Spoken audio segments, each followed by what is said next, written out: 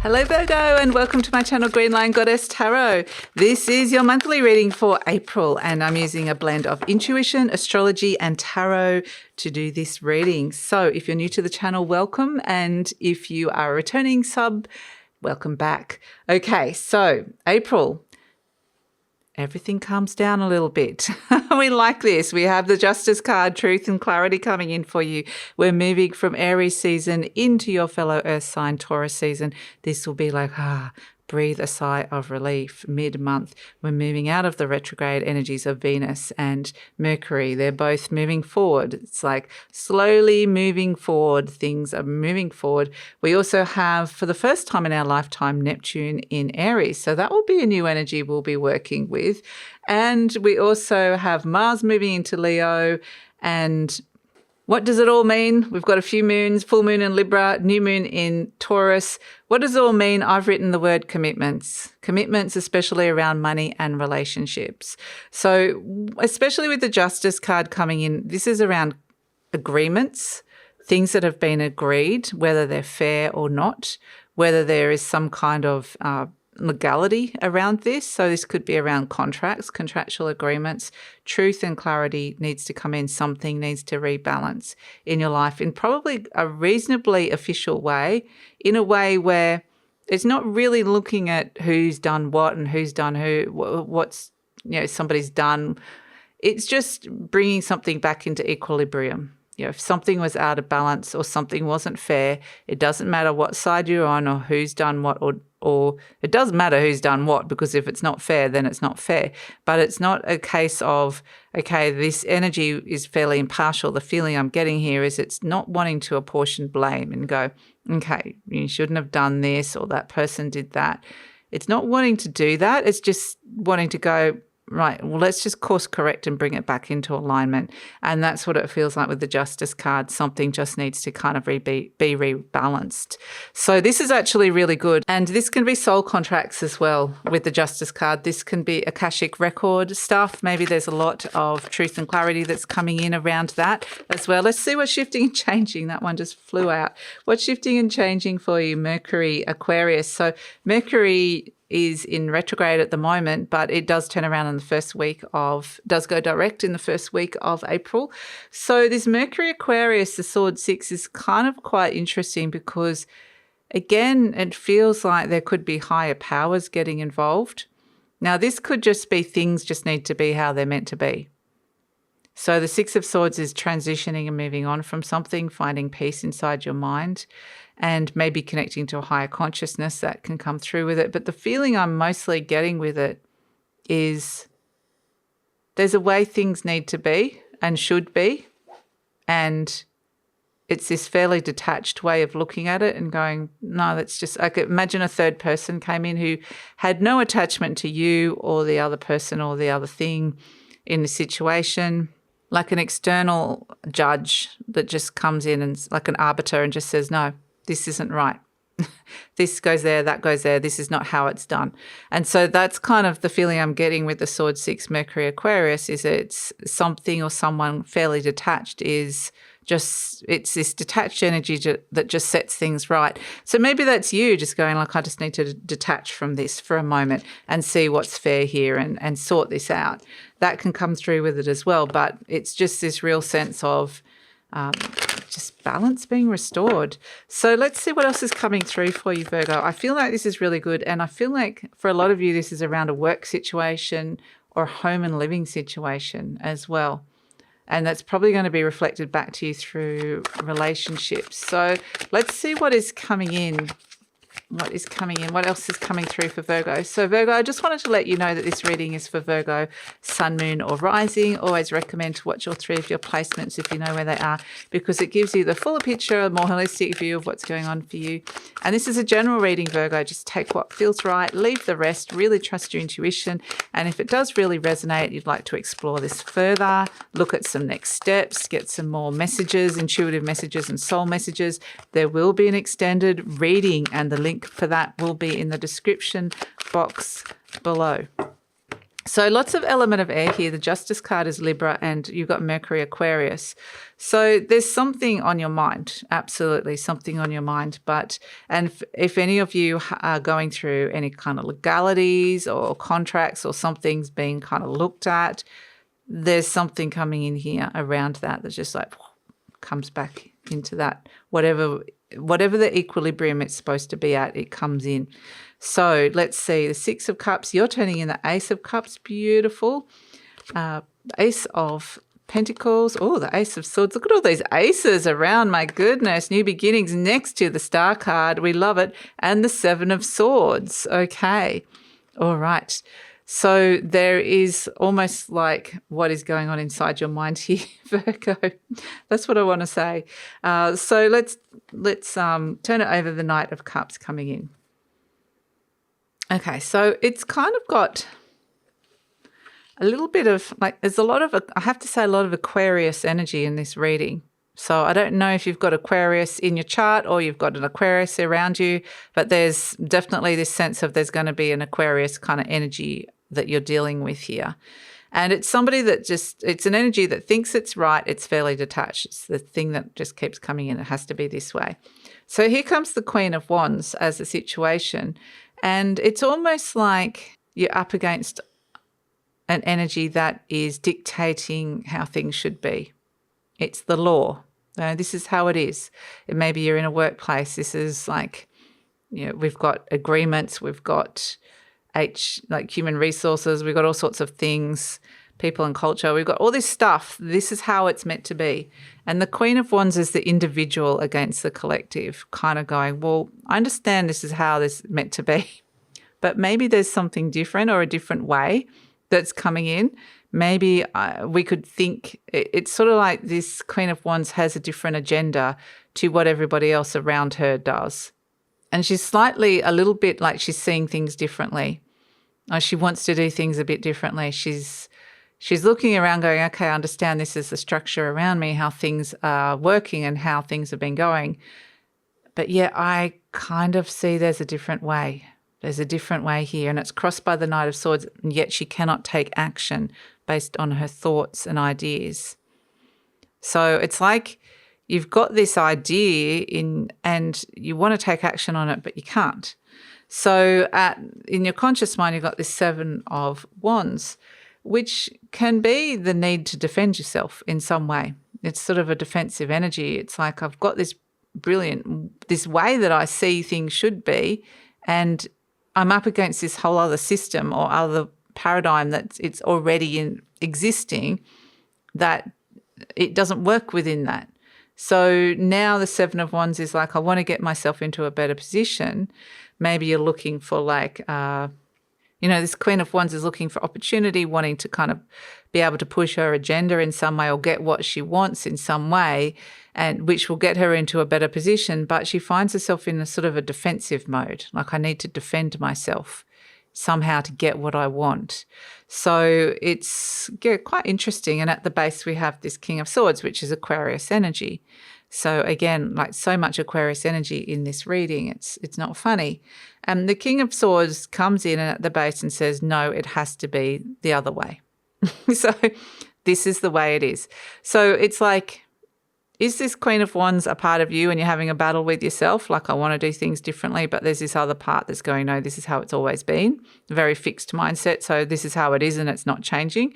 Or is it like you're kind of bucking the trend or working against a system in some way?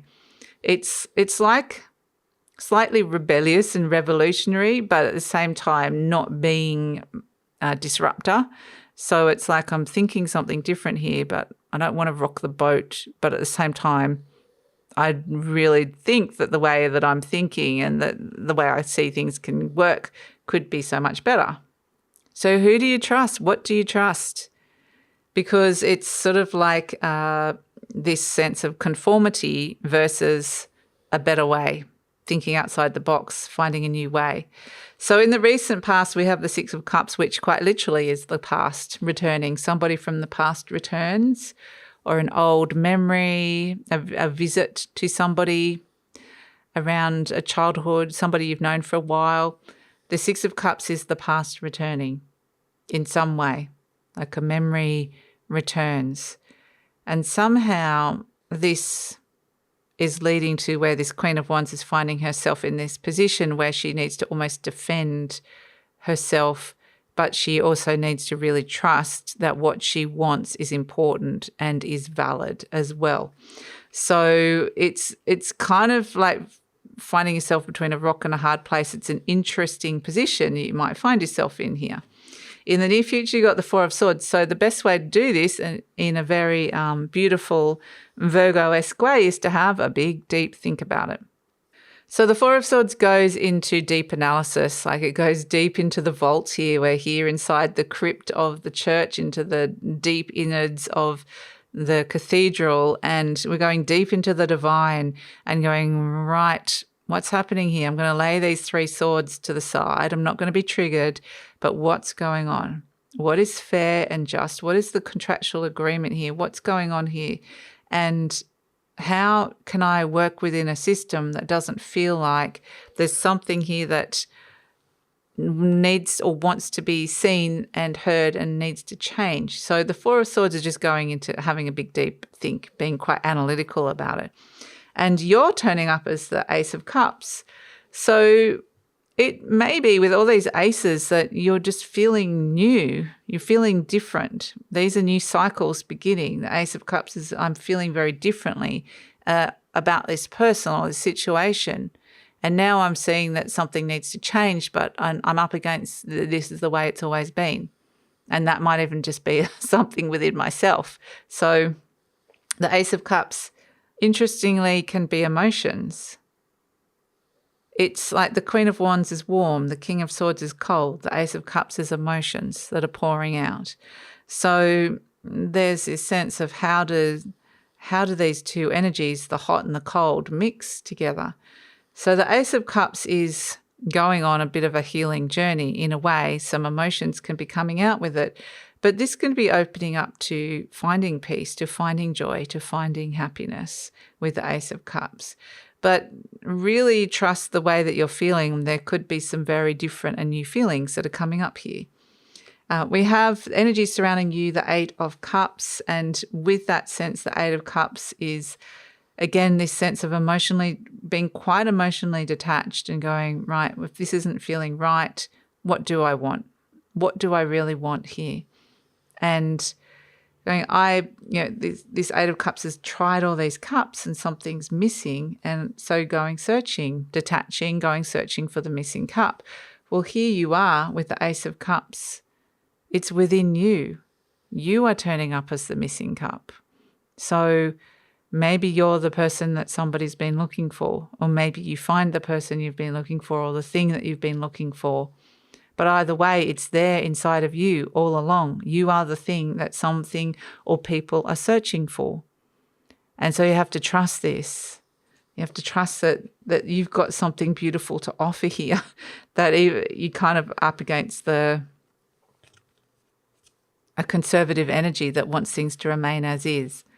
So hopes and fears, the Ace of Pentacles, this could be a new job. Maybe you want somebody to get a new job. Maybe you want a new job. Maybe you want a new cycle around finances, money, something new around the home, so a new cycle around your health. The Ace of Pentacles wants something new on the material realm. So maybe, it can be all of those things, all of the above. But the Ace of Pentacles is like, this is what I'm looking for. If it's a relationship, it's like maybe you're getting ready for this and you're kind of coming up against a bit of a detachment or a cold shoulder. And it's like, I want the warmth of a relationship. This is all very cool here. So that can come through with it as well. Like, how do I have that beautiful, that connection? How do I find that connection? So we have, as an outcome, the Ace of Swords, the Star card, and the Seven of Swords. Now, three cards that represent Aquarius again. King of Swords, Aquarius, Mercury, Aquarius. Your mind is almost possibly being like an Aquarian, which is pretty detached and just like to observe and see what's right, what's fair. So if this is not your mind, it's somebody else's mind around you that's just observing you. But being able to, it's almost like they're saying, whatever situation you find yourself in, remove yourself, look at it as if you're a third person, just observing the situation and see what is working and what isn't. And then we have this sense with the Ace of Swords, there's some kind of new, fresh perspective or new idea that is coming in here that is very future orientated with the Star card coming through. And the Seven of Swords, it may just be you're working on something, something becomes very clear, you see a truth, a shift of perspective, and it could be quite healing for you to see this as well. But at the same time, it gets the mental juices happening and you're working a plan. You've got something going on in the background where you're like, okay, now that I see this so clearly, how can I make this happen?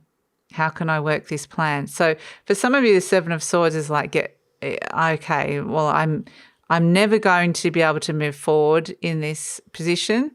I'm never going to feel like, okay, I'm up against an energy that is just too established, and what I want is something different from that. And so the Seven of Swords says if I can't work within the system, then I have to leave or I have to work outside the system. So it feels like, or it's like, okay, if I maybe I need to work this plan a little bit more if I am working within the existing parameters that I've got here.